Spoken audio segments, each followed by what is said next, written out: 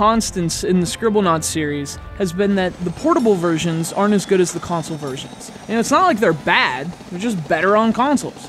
Surprisingly, not even Batman can change that. Must be Batfleck.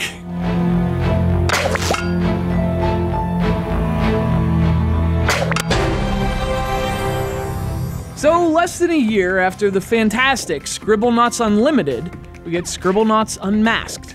The idea sounds promising, right? I mean, this is basically just Scribblenauts combined with the iconic characters of DC Comics. And actually, it's kind of like the Lego games, how they can give almost any franchise that Lego charm. Scribblenauts does the same thing with DC in Unmasked. It's just, you know, Scribblenauts kind of had enough charm on its own.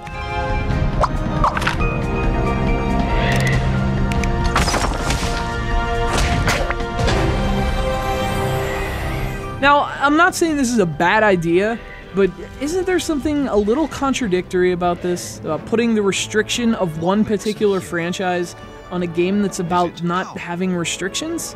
I mean, it's cool, but it also feels slightly out of place. You know, prior Scribblenauts games were designed for a very broad audience. This one, mostly just for DC fans, which makes it the first Scribblenauts game to limit itself. So, if you've never played a Scribblenauts game, it's a really simple premise. You have this magical notebook, and anything you write in it just appears. It's literally almost anything. Write marshmallow and you get a marshmallow. But recent Scribblenauts games took it a step further. So you could write giant purple marshmallow, and holy crap, the game gives you a giant purple marshmallow. You use this power to solve puzzles. In fact, Scribblenauts is really just an elaborate word game, only with 2D character sprites. And freaking large yellow vampiric monsters.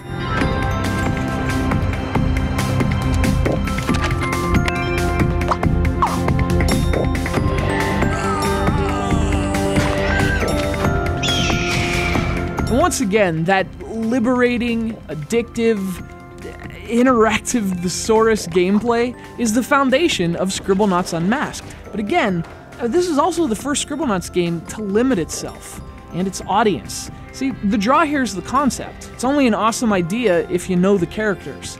And I mean know the characters. This freaking thing is a DC encyclopedia with over 2,000 items and characters. I mean, you don't just have Catwoman, you get to pick which decade's Catwoman. And that's awesome, unless you don't give a crap about Catwoman, in which case you should watch Batman Returns.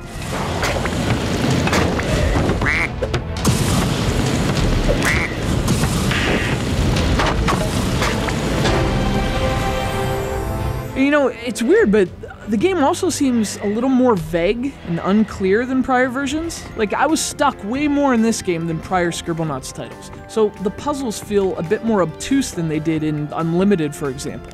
Which is kind of a bummer. In fact, honestly, unless you're a huge DC fan, there's no reason to buy Unmasked if Unlimited is sitting next to it. Certainly not for the 3DS, at least. I mean, believe it or not, playing Scribblenauts in HD makes a huge difference. The game looks gorgeous on the Wii U, like an interactive cartoon. And yet again, the handheld version also loses some features that are on consoles. So, DC fan, loves Scribblenauts, doesn't have a Wii U. If you fit all three, you'll love Scribblenauts Unmasked for the 3DS. Otherwise, Unlimited is always better than Limits.